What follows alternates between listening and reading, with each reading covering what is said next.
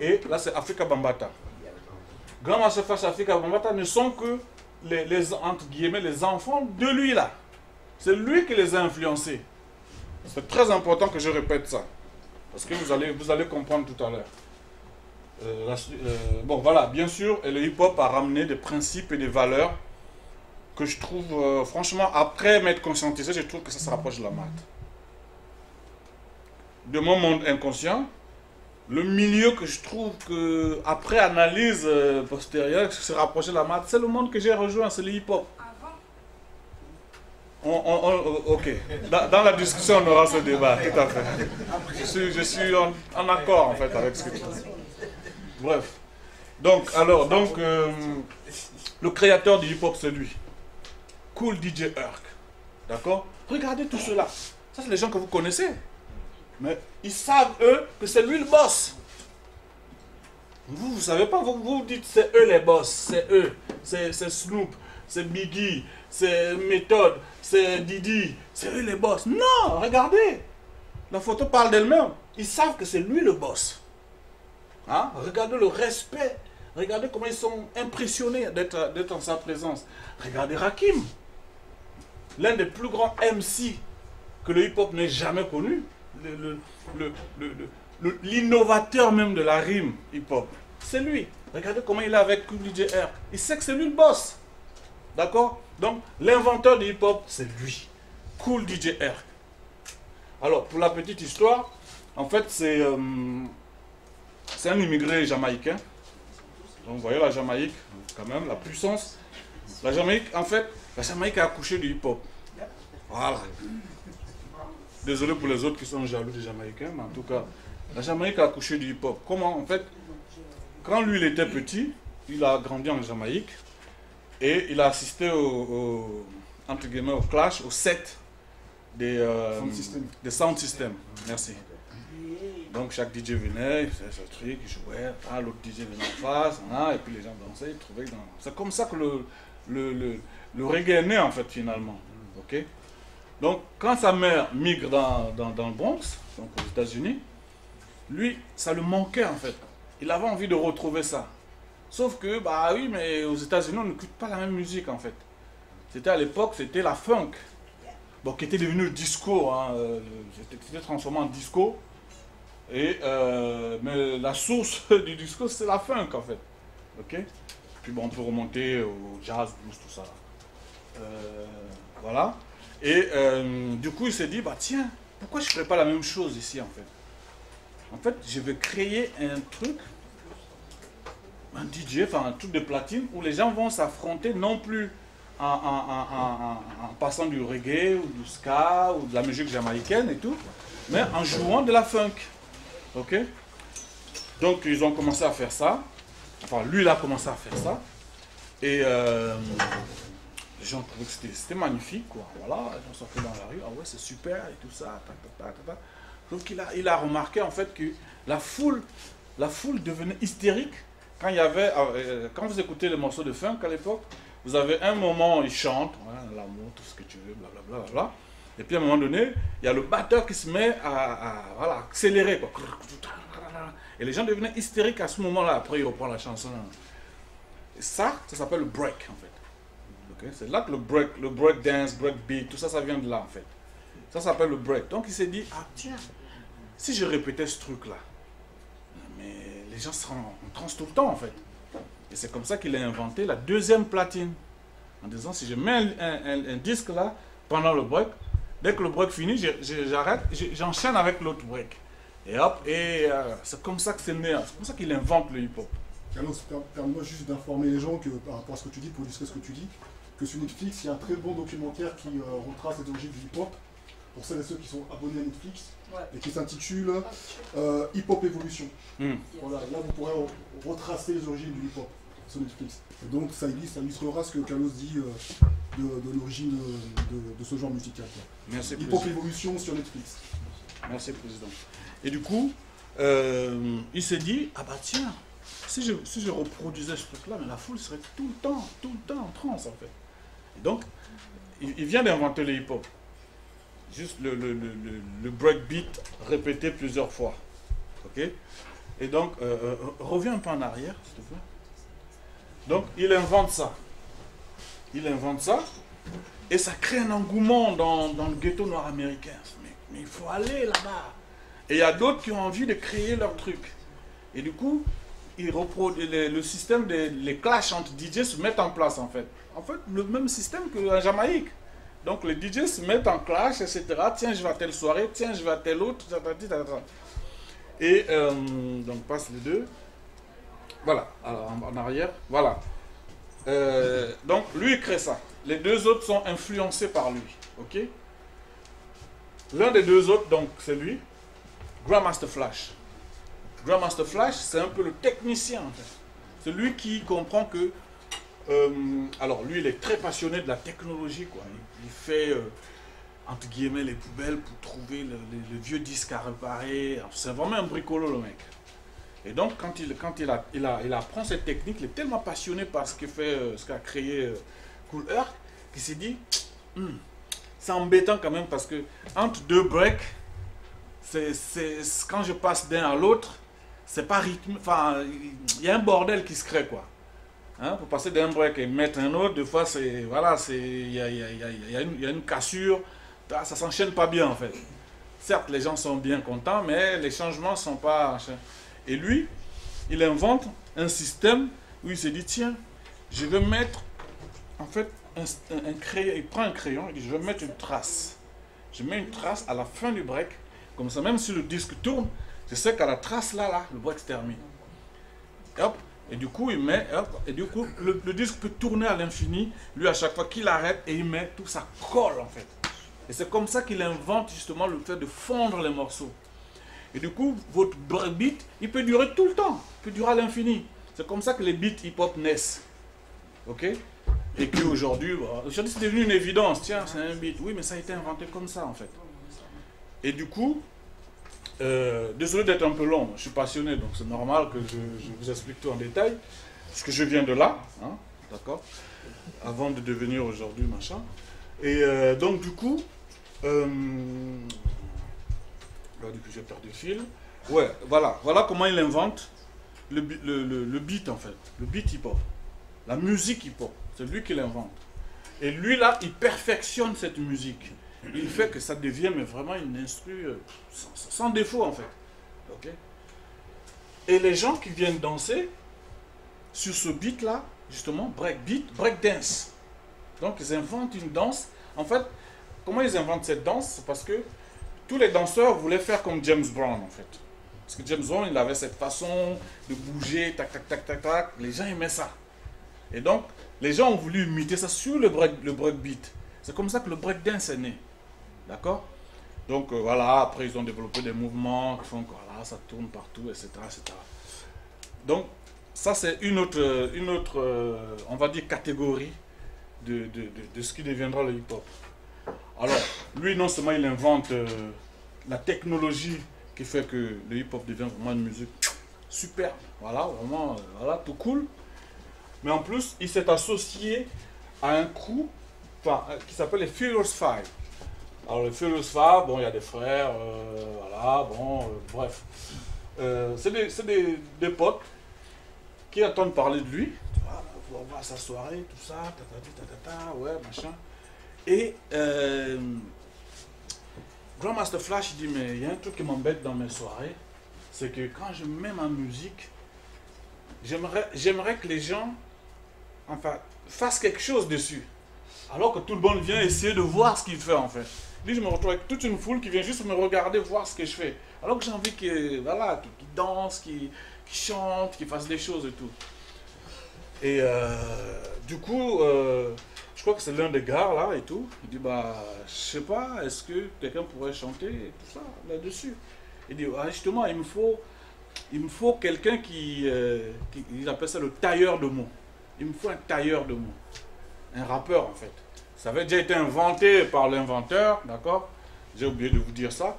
L'inventeur, pendant qu'il mixait, il y avait un gars qui chauffait la salle. Il dit, ouais, bon, bah, monsieur qui a garé là-bas, comme ça se fait dans les fêtes foraines ici.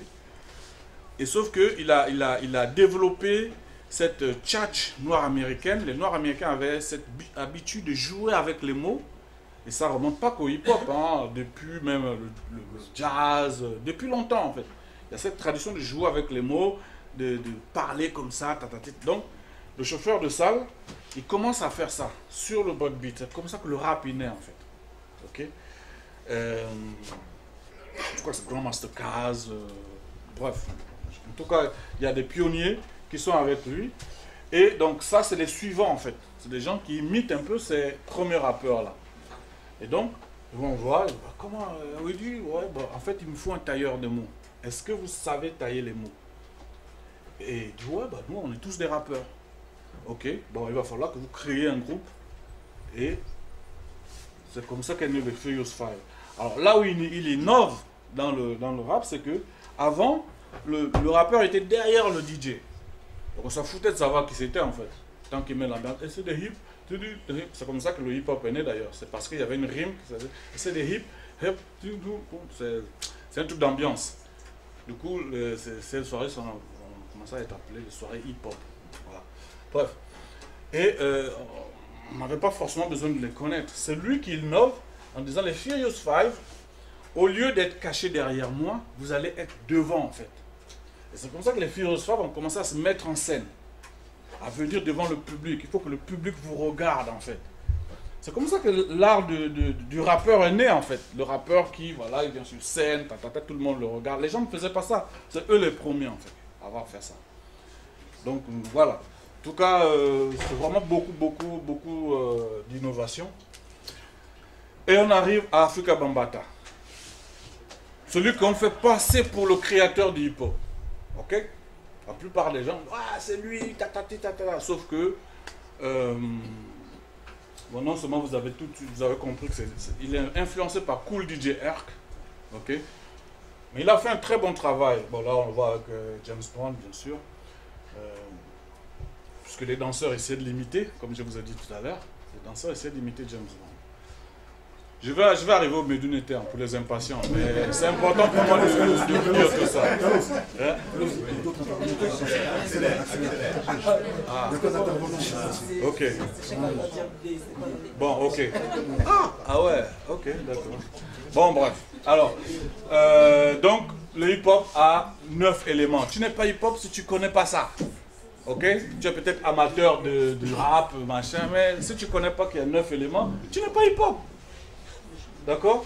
Donc, bon, c'est mis dans le désordre. Normalement, c'est le DJing qui commence, parce que c'est, comme je vous ai dit tout à l'heure, c'est le DJing, ok?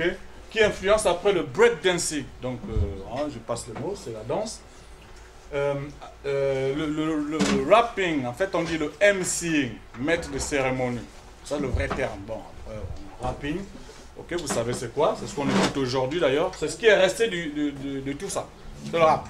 Et un peu de DJing, mais c'est le rap qui est devenu la star. Ok? Tu avais le beatboxing. Quand on n'avait pas le matériel pour acheter des beats et tout ça, on faisait ça à la bouche. Et il y a des gens comme Biz Markie qui sont devenus vraiment des légendes. Ils peuvent vous faire n'importe quel bruit. Voilà. Il y a le street fashion, donc la façon de s'habiller dans la rue. Parce que les gens de la rue n'ont pas forcément de l'argent pour aller acheter des gros costards Armani, etc. Donc ils ont trouvé le moyen de mettre en valeur ce qu'ils avaient sur eux en fait. C'est comme ça que l'art de s'habiller de la rue est né en fait. Donc en fait en restant authentiquement soi-même, fier de soi, ça nous enseigne beaucoup ça. Nous Africains qui sommes complexés aujourd'hui.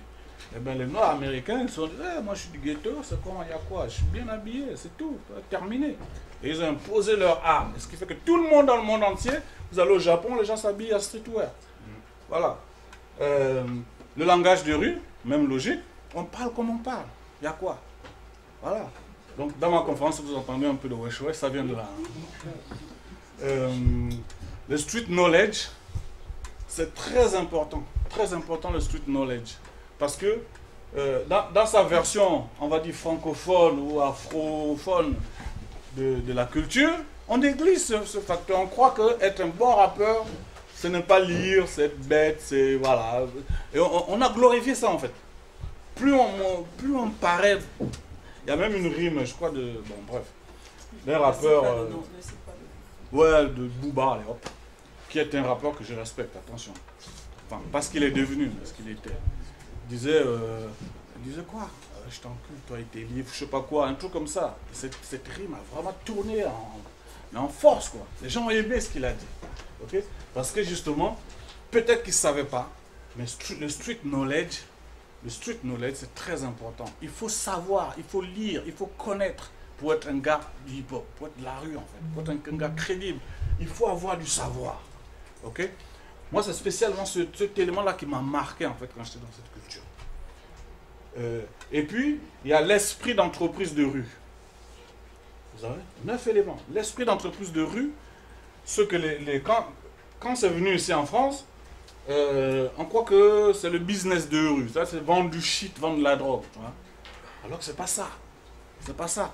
C'est l'esprit d'entreprise de rue, c'est l'art de transformer $1 en $1000. Quel que soit le domaine. Okay? Si tu es capable de faire ça, tout en gardant cet esprit, eh bien, tu fais du street entrepreneurialisme. Si tu vends juste du shit et que tu vas raconter... Non, tu vends juste du shit, mon frère. C'est tout. Voilà, c'est tout. Si tu vends juste de la drogue et puis machin... Non, t'es pas hip-hop, ferme ta gueule, tu vends juste du shit, c'est tout. Voilà. Et, bon, bref. Vas-y, on veut rejoindre? Je vais pas en arrière. Donc, ça, c'est rappelé par ce monsieur-là, qui s'appelle KRS-One, qui est un des enfants influencés justement par Kool Herc. D'accord? Voilà, KRS-One, Boogie dans production, enfin bref. Reviens quand même. Ah, je sais, je prends beaucoup de temps. C'est ma conférence. Non, pense au public. Ouais, bon, j'accélère. Voilà, accélère, s'il te plaît. Donc voilà, KRS, ça veut dire knowledge, vous avez vu? Le hip-hop. Knowledge reigns supreme over nearly everyone. Bon, il a mis one. Ça veut dire le savoir doit régner en maître en chacun de nous. Donc il est hip-hop. Ok, bref, passe. Donc bon, voilà. Je passe. Alors ça c'est... non, reviens. Ça c'est les MC. Donc l'une des 9 branches, le rapping. Voilà les MC, disons moi, qui m'ont influencé. Ok. Vous avez X-Clan. Ok. Public Enemy. Ok. Eric B et Rakim. Eric B et Rakim. Non, Eric B et Rakim. Merci. Ok. Oui. Non, je dis merci d'avoir corrigé. Ok. Bon, vous avez ici Public Enemy, KRS-One, DJ Jazzy J. On n'est pas confortable avec DJ Jazzy J et le Fresh Prince. De Bel Air, là, je sais pas quoi là. Bref, qui est un bon DJ, hein, entre parenthèses. Mais c'est pas le même. Ça, c'est DJ Jazzy J. C'est l'un des fondateurs de Def Jam. La maison Def Jam Production, c'est lui. Avec Russell Simon et compagnie, c'est lui. Donc là... Ça vous tente tout ça ou pas? Accélère. Pour ceux que ça parle, hein, pour ceux qui connaissent un peu. Voilà. Donc, quand ça vient dans ma colonie Gabon, ça me touche. Donc là, je suis avec le plus grand groupe de rap gabonais. Voilà. Donc quand ils sont venus à Paris, ils sont venus dans notre soirée, tout ça, bon bref. Voilà, je passe. Alors, pourquoi je parlais justement j'insistais sur Kool Herc et non pas Afrika Bambaataa? Parce qu'il y a un frère qui a sorti un livre, qui a fait beaucoup de bruit ici en France, qui s'appelle L'effroyable imposture du rap. Il s'appelle Mathias Cardet. Je le dis devant la caméra, il n'y a pas de souci. En fait, ça a été produit par Alain Soral, ce livre-là. Ah oui. Donc bon, j'ai parlé avec le frère. Hein. On est là ensemble. D'ailleurs, ça c'est la première fois qu'on voit son visage. Avant, montre c'est qui Mathias Cardet? Alors, Mathias Cardet... Non mais montre sur la photo. C'est lui. C'est lui là. Et sur l'autre photo? C'est lui. Voilà. Voilà. Vous voyez? D'accord? Toutes ces photos, quand il apparaissait après ce livre, évidemment le système a bien repris ce livre. Parce que dans ce livre, il expliquait en gros que... en fait, le rap c'est de la merde en fait. Inventé par des sionistes, parce qu'il est dans la dynamique anti-sioniste, dans laquelle j'étais, attention. Aujourd'hui, je ne le suis plus. Mais ça, c'est un autre débat. Et complotiste et tout ce qui... Bref, ok. Donc, lui, il dit que les sionistes ont inventé un truc que les Noirs, évidemment, stupides comme ils sont, ont repris, ok, et ça a créé le hip-hop. D'ailleurs, leur fondateur, Afrika Bambaataa, aujourd'hui, il est accusé de pédophilie. pédophilie, enfin bref, homosexualité et pédophilie en gros. Donc, eux ils veulent... pardon, excusez-moi. Eux ils veulent profiter justement de son livre pour pisser sur la culture, pour détruire en fait la culture hip-hop en fait. Parce qu'ils savent très bien que c'est cette culture qui a donné la fierté aux jeunes de banlieue, aux jeunes, aux fils d'immigrés en fait. Et c'est cette culture qui inquiétait leur milieu. Parce que justement, dans les raps, dans les marchés, il y avait une force, une puissance qui se dégage qui leur faisait peur littéralement. Donc ils ont été très, très heureux que le gars là sorte ce livre en fait, qui détruit quelque part un peu... J'accélère. Il reste 10 minutes, voilà. Et ensuite il y aura une pause, parce que ça fait plusieurs heures que vous êtes là. Et ensuite on continuera la suite. Ok, j'accélère. Bon, la suivante. Bref.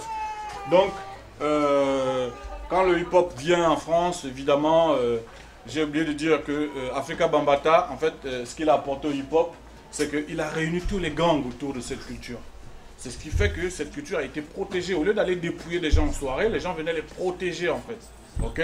Eh bien lui, il a fait la même chose en France avec les Black Dragons. Ce doyen là, Dieu d'Alton. Bon, normalement, bref. Alors, donc voilà. Alors, du rap conscient, qui m'a donné envie justement de réfléchir, knowledge, tout ça là, je suis passé à la lecture. Et je me rappellerai toujours de ce livre. Je sortais avec une Martiniquaise qui avait ce livre-là. Puis moi, en entrant et tout, par curiosité, je savais c'était qui Aimé Césaire, mais bon, bref. Par curiosité, j'ai commencé à lire, tout. Waouh! Et j'ai lu toute la nuit ce livre. Et voilà, j'étais là, je trouve qu'il disait ce que je ressentais sans être capable de dire. Et j'ai absolument, tu dors pas? Non, non, dors, non. Et j'étais comme ça. Et le lendemain, j'ai dit non, c'est pas possible. J'ai fait des recherches sur lui. Il dit qu'il y a un mec qui est encore plus balèze que lui. J'ai oublié même la phrase qu'il avait dit, le noir le plus, je sais pas quoi, enfin bref. Le plus subversif, c'est Cheikh Anta Diop. Donc le lendemain, j'ai acheté ça. Et j'ai appris que Fanon, c'était son élève, c'est ça. Voilà, bref. C'est comme ça que je suis rentré dans le savoir. La suite. Et puis, bon, voilà. À partir de là, c'était parti. Je ne pouvais plus faire marche arrière. J'ai été piqué par le virus de Diop. Et c'est comme ça que je me retrouve dans la dynamique de conscientisation et de conscience historique africaine, en fait. Parce que moi, je me définis comme un étudiant, parce que voilà mes professeurs, hein, ils sont là. Je crois que je les ai mis dans la présentation. Mais je suis leur étudiant. Ok? En conscience historique africaine, c'est ce que nous devons acquérir. Ok?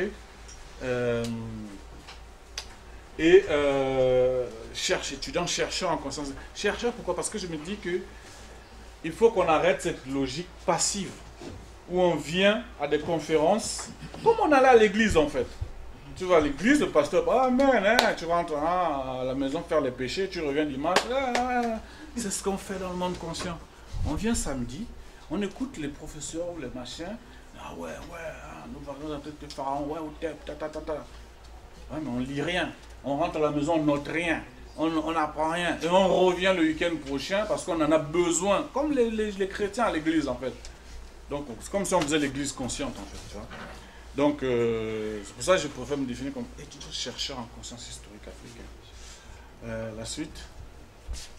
Bon, évidemment voilà mes profs. Ok.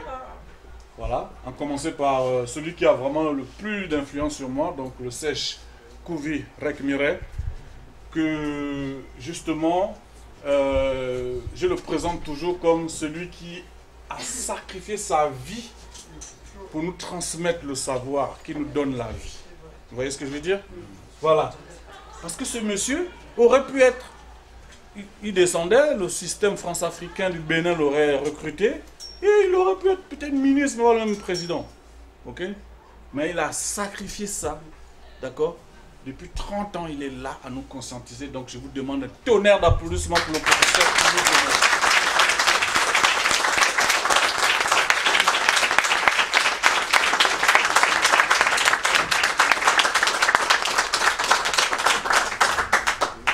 voilà, évidemment, c'est pas le seul qui m'a influencé. Là, je m'y pêle-mêle un peu, voilà. Donc, le professeur Etilé, en fait, c'est l'Institut Africamat. C'est le premier institut que j'ai intégré. Je fais 3 ans là-bas, j'ai appris énormément de choses. Donc, lui et Omotunde, qui m'ont vraiment formé. Le professeur Pierre Nilon, qui est vraiment une grosse influence, notamment à travers ses ouvrages, son livre Moïse l'Africain, je me rappelle encore, on dormait dessus. Le professeur Lasconi, hein, qui m'a donné cette envie justement d'être percutant en fait dans le savoir africain. Okay? Lui parle comme ça, parce qu'il vit les choses et voilà, il se déplace. Bon bref, je ne vais pas faire, parce qu'il me reste pas beaucoup de temps.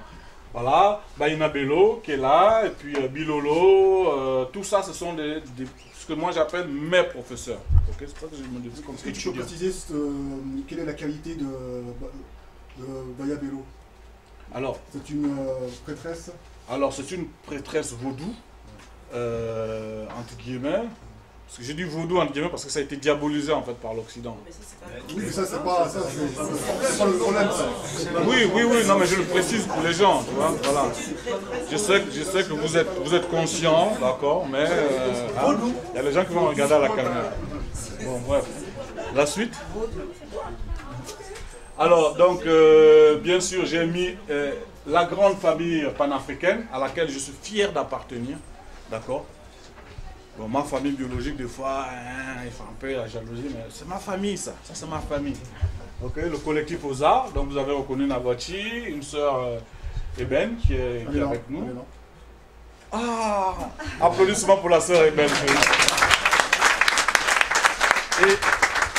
Et le fils d'Eben, il a un nom qui s'appelle celui qui a survécu à toutes les batailles. Il s'appelle Sepou Kerou. Voilà. C'est Sepou Kerou. Sepou Kerou. Sepou Kerou, c'est son nom. Voilà. Donc celui qui a survécu à toutes les batailles.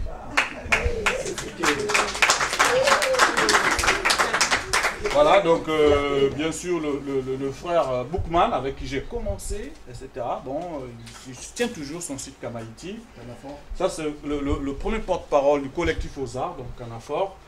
Là, pardon. Negamas aussi. Ah oui, il y a Negamas qui n'est... Il n'est pas encore là. Bon, il n'est pas encore là. En tout cas, voilà, déjà depuis l'époque. Avec la Ligue panafricaine Umoja, devenue Nation Kamite, bon, il y a eu une petite scission, mais ça reste en famille. Ok, avec Africamat, ça c'est la relève Africamat, lui et d'autres frères et sœurs, des militants aussi. Et ça, ce sont les Kamites gabonais. Ça me tient beaucoup à cœur. Okay. Donc vous avez le frère Wonkiyama, Koufou, etc. Bon, Manfumbi, bon, je ne vais pas tous les citer. En tout cas, je suis fier d'eux. Voilà, s'ils me regardent à la caméra, je suis vraiment fier d'eux. Et voilà, on va faire des choses très très intéressantes. Puis bon, j'ai épousé avec le frère aussi, qui en ce moment, il se fait beaucoup critiquer par les Kamites en fait. C'est pour ça que je l'ai mis. C'est le frère, c'est le frère de la Ligue de Défense, la Ligue de Défense Noire Africaine. Le frère Eguchi. Bon, il a mis Gucci parce que c'est un ancien rappeur. Je trouve qu'il fait un bon travail et qu'il mérite d'être encouragé. C'est un petit frère qui fait un bon travail. Il faut l'encourager, il ne faut pas le critiquer. En quoi il nous gêne en fait? Vous les Kamites, en quoi il vous gêne? Hein? Il est là, il s'occupe. Bon, bref, c'est pas une conférence pour faire son éloge, mais je voulais passer ce message quand même pour que vous arrêtiez vos conneries. Donc, le poison africaniste existe toujours. Il ne faut pas qu'on s'endorme là-dessus. Et c'est la connaissance directe qui fera qu'on pourra défier ces gens-là. Bien sûr, ils sont défiés par nos aînés. Hein? Le professeur est là, il sait que ces gens-là, ils s'occupent d'eux. Mais nous devons nous armer aussi de science et de médonitaire jusqu'aux dents pour pouvoir affronter les petits de ces gens-là. Parce que ces gens-là, j'ai appris que un certain Alain Froment, dont je n'ai pas mis la photo, il continue à faire des conférences. Et c'est quelqu'un qui, croyant que ça me plairait, me dit, tiens, voilà une belle conférence qui pouvait te plaire. Je regarde, c'est nulle part ailleurs, mais la salle est bondée de monde. Eh bien, ce sont ces gens-là. Donc, ils continuent à faire leur travail de maire, excusez-moi. Ils ne digèrent pas que leurs aînés ont perdu devant Diop Benga. Et ils continuent à faire le travail pour diffuser leur poison, en fait. discrètement. Voilà, donc nous devons réellement nous armer jusqu'aux dents. Ça, c'est aux États-Unis. Elle fait le même rôle qu'eux, elle et ses collègues. D'accord? Voilà, elle a publié Not Out of Africa. Hein? How Afrocentrism became an excuse to teach myth and history. Ok? Donc c'est clair. Là, vraiment c'est clair. C'est un peu la même chose qui est défendue par les versions francophones. Il te reste 2 minutes. Passe. Et bien sûr, Obenga a répondu dans ce livre que je vous conseille. Il a répondu à tous ces gens-là.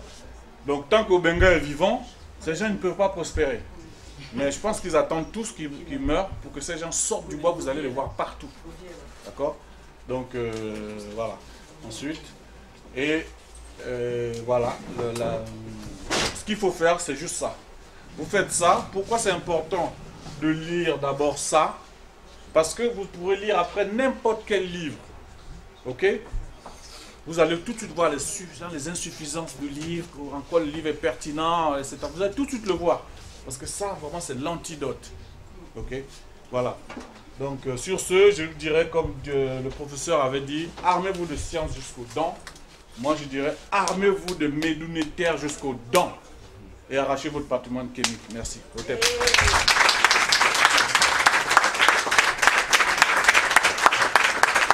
Vraiment beaucoup d'applaudissements pour le frère Kaloz.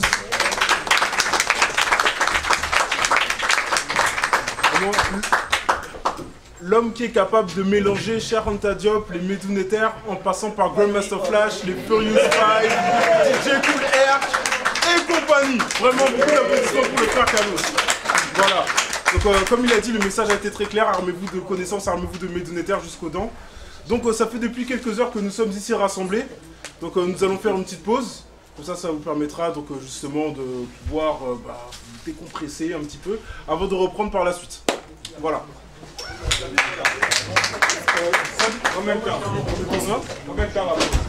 Non, 10 minutes. 10 minutes, 10-15 minutes. 10 minutes, ouais, 10 minutes. Ouais.